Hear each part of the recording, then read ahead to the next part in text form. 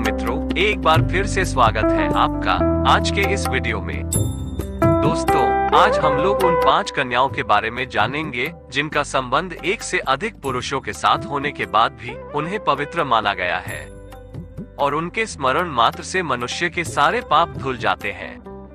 पौराणिक समय में ऐसी 5 कन्याओं के बारे में बताया गया है जो विवाह के बंधन में बंधने के बाद और संतान को जन्म देने के बाद भी कुंवारी मानी जाती है। इन दिव्य कन्याओं को पंचकन्या कहा जाता है। अपनी पवित्रता के लिए प्रसिद्ध ऐसी कन्याओं का नाम लेने भर से सारे पाप दूर हो जाते हैं। द्रौपदी, जिसके 5 पति थे और 5 पुत्र थे। हर एक पति के साथ वो 1 साल तक रहती थी और फिर अग्नि स्नान कर कौमार्य प्राप्त कर लेती थी और द्रौपदी यज्ञ अग्नि से उत्पन्न हुई थी। ऐसे ही 5 स्त्रियों को हमेशा कौमार्य का वरदान प्राप्त हुआ था। तो दोस्तों, आज हम उनके बारे में जानेंगे। दोस्तों, आप वीडियो को ध्यान से देखिएगा, सुनिएगा और समझिएगा। वीडियो को लाइक कीजिएगा और चैनल को अभी तक सब्सक्राइब नहीं किए हो तो चैनल को सब्सक्राइब भी कर लीजिएगा। इस चैनल से आपको बिना बनावट के सही और सटीक जानकारी दी जाती है। दोस्तों, इस विषय में आगे बढ़ने से पहले इसी विषय से संबंधित स्त्री शक्ति के बारे में शास्त्रों में बताई एक ऐसी बात बताना चाहता हूँ जिसका वर्णन कोई भी भगवत कथा वाचक कभी भी नहीं करते। वे भी अपनी जगह सही है।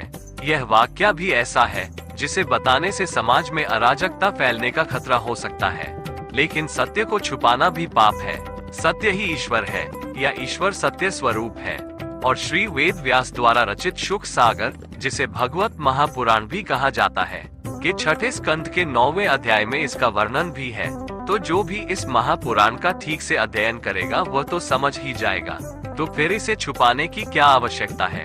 हाँ, तो मुनि वेद व्यास जी द्वारा रचित इस ग्रंथ में एक जगह वर्णन है कि देवताओं के राजा इंद्र विश्वरूप के हत्या के पाप के कारण श्रीहीन हो गए और शर्म के मारे इधर उधर छुपते फिर रहे थे। बहुत दिन बीतने पर देवताओं ने इंद्र को ढूंढ निकाला और उन्हें आश्वासन दिलाया कि आप स्वर्गलोक में चलिए, आपके श्राप मुक्ति के लिए हम लोग कोई न कोई युक्ति निकालेंगे। बहुत विचार करने पर हल आया कि अगर इंद्र का श्राप अगर कोई अपने ऊपर ले लिया तो इंद्र की श्री और कांति वापस आ जाएगी। सभी से पूछा गया, लेकिन कोई भी इंद्र का शाप अपने ऊपर लेने के लिए तैयार नहीं हुआ। तब धरती, वृक्ष, स्त्री और जल इंद्र का श्राप अपने ऊपर लेने के लिए तैयार हुई। इन सभी नारी शक्तियों को इसके बदले में कुछ वरदान भी मिले। दोस्तों, आपने देखा होगा कि धरती में कहीं ऐसी जगह भी होती है जहां फुफुंदी जैसी होती है, जो उसा कहलाता है। यह इंद्र के श्राप के कारण होता है। इसके बदले धरती को वरदान मिला कि चाहे कितना भी गड्ढा हो, भरते रहेगा। कुछ पेड़ ऐसे होते हैं जिनसे गोंद जैसे तरल पदार्थ निकलते हैं। यह उस श्राप के कारण ही होता है और इसके बदले उन्हें वरदान मिला कि वो कटने के बाद भी फिर से पनप जाएगा। जल में जो बुलबुला बनता है वह भी इंद्र का श्राप है और इसके बदले उन्हें वरदान मिला कि चाहे कितना भी खर्च करे, कभी कम नहीं होगा। किसी न किसी रूप में उसकी उपस्थिति बनी रहेगी। स्त्रियों में जो मासिक धर्म आता है वो इंद्र का श्राप अपने ऊपर लेने के कारण है। इसके बदले उन्हें वरदान मिला कि वे अपनी इच्छा से सर्वदा पुरुष सहवास कर सकती हैं। उन्हें कोई दोष नहीं लगेगा। सृष्टि में जब भी कोई काम करने में हर कोई असमर्थ हो जाता है, तब मात्र शक्ति ही सामने आकर उसका समाधान करती है। दोस्तों, वास्तव में इस सृष्टि की जन्मदाता स्त्री शक्ति ही है। ये बात इसके पहले के एक वीडियो में मैंने एक उदाहरण के द्वारा भी बताया है। उस वीडियो का लिंक आपको डिस्क्रिप्शन बॉक्स में मिल जाएगा, आप उसे देख सकते हैं। दोस्तों, ऐसे तो भारत में हजारों ऐसी महिलाएं हुई हैं जिनकी पतिव्रत पालन की मिसाल दी जाती है, लेकिन उनमें से भी कुछ ऐसी हैं जिन्हें पंचकन्या कहा गया है, क्योंकि विवाहित और मां बनने के बाद भी इनका कौमार्य बना रहता था। यह वरदान इनके त्याग और शक्तियों के फलस्वरूप मिले थे। इनके नाम और स्मरण से पापों का नाश हो जाता है। इनमें अहिल्या का नाम प्रथम आता है। अहल्या, द्रौपदी, तारा, कुंती, मंदोदरी तथा पंचकन्या स्मरय नित्यम महापातक नाशम ब्रह्म पुराण में कहा गया है। पहली कन्या अहिल्या, देवी अहिल्या की कथा का वर्णन वाल्मीकि रामायण के बालकांड में मिलता है। अहिल्या अत्यंत ही सुंदर, सुशील और पतिव्रता नारी थी। उनका विवाह ऋषि गौतम से हुआ था। दोनों ही वन में रहकर तपस्या और ध्यान करते थे। शास्त्रों के अनुसार शचिपति इंद्र ने गौतम की पत्नी अहिल्या के साथ उस वक्त छल से सहवास किया था। जब गौतम ऋषि प्रातःकाल स्नान करने के लिए आश्रम से बाहर गए थे।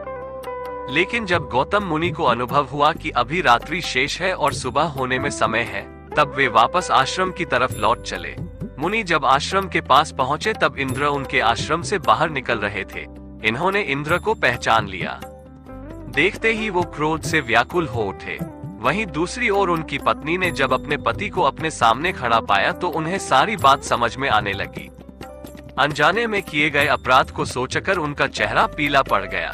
इंद्र भी भयभीत हो गए। क्रोध से भरकर गौतम ऋषि ने इंद्र से कहा, मूर्ख, तूने मेरी पत्नी का स्त्रीत्व भंग किया है। उसकी योनि को पाने की इच्छा मात्र के लिए तूने इतना बड़ा अपराध कर दिया।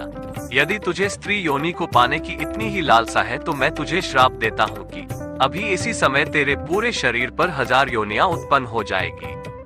कुछ ही पलों में श्राप का प्रभाव इंद्र के शरीर पर पड़ने लगा और उनके पूरे शरीर पर स्त्री योनियां निकल आई। ये देखकर इंद्र आत्मग्लानिता से भर उठे। उन्होंने हाथ जोड़कर गौतम ऋषि से श्राप मुक्ति की प्रार्थना की। ऋषि ने इंद्र पर दया करते हुए 1000 योनियों को 1000 आंखों में बदल दिया। वहीं दूसरी ओर अपनी पत्नी को शिला में बदल दिया। इसके बाद राम भगवान द्वारा अहिल्या का उद्धार किया गया है और वह आजीवन कुंवारी कहलाए।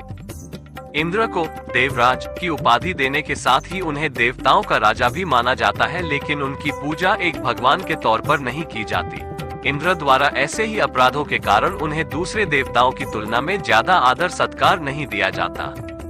पंचकन्याओं में दूसरी है तारा। तारा एक अप्सरा थी जो समुद्र मंथन के दौरान निकली थी। बाली और सुषेण दोनों ही इसे अपनी पत्नी बनाना चाहते थे।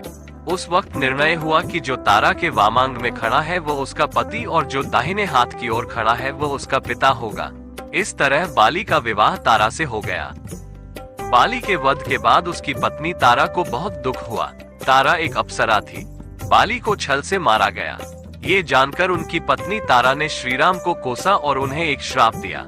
श्राप के अनुसार भगवान राम अपनी पत्नी सीता को पाने के बाद जल्द ही खो देंगे। उसने ये भी कहा कि अगले जन्म में उनकी मृत्यु उसी के पति बाली द्वारा होगी। अगले जन्म में भगवान विष्णु ने श्री कृष्ण के रूप में जन्म लिया था और उनके इस अवतार का अंत एक शिकारी भील जरा, जो कि बाली का ही दूसरा जन्म था, द्वारा किया गया। तारा समझ गई कि सुग्रीव के पास अकेले बाली का सामना करने की ताकत नहीं है, इसलिए हो ना हो उसे राम का समर्थन प्राप्त हुआ है। उसने बाली को समझाने की कोशिश भी की, लेकिन बाली ने समझा कि सुग्रीव को बचाने के लिए तारा उसका पक्ष ले रही है। बाली ने तारा का त्याग कर दिया और सुग्रीव से युद्ध करने चला गया। जब राम की सहायता से सुग्रीव ने बाली का वध किया तो मृत्यु शैया पर रहते हुए बाली ने अपने भाई सुग्रीव से कहा कि वे हर मामले में तारा का सुझाव अवश्य ले। तारा के परामर्श के बिना कोई भी कदम उठाना भारी पड़ सकता है।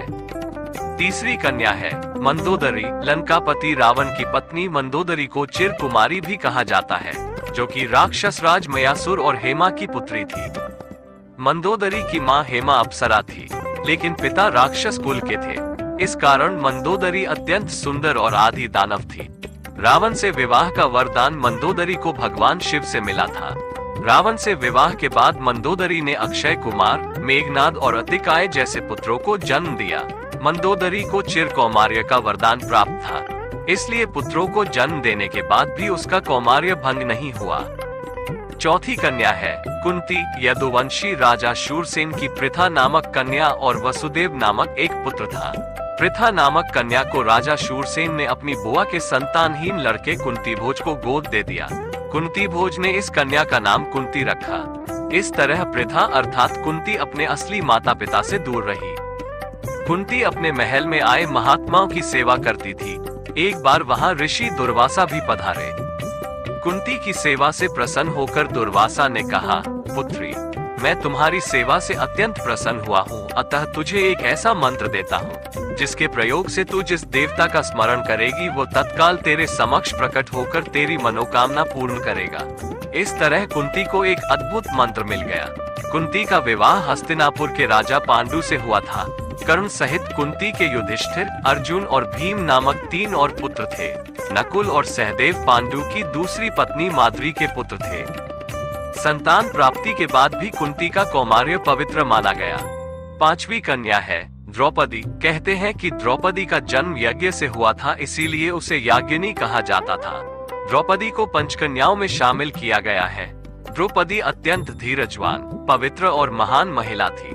महाभारत काल में ये 5 पांडवों की पत्नी थी। द्रौपदी के चीरहरण प्रकरण में श्री कृष्ण ने द्रौपदी की लाज बचाई। भगवान श्री कृष्ण ने ही द्रौपदी को सदा कुंवारी बने रहने का वरदान दिया था।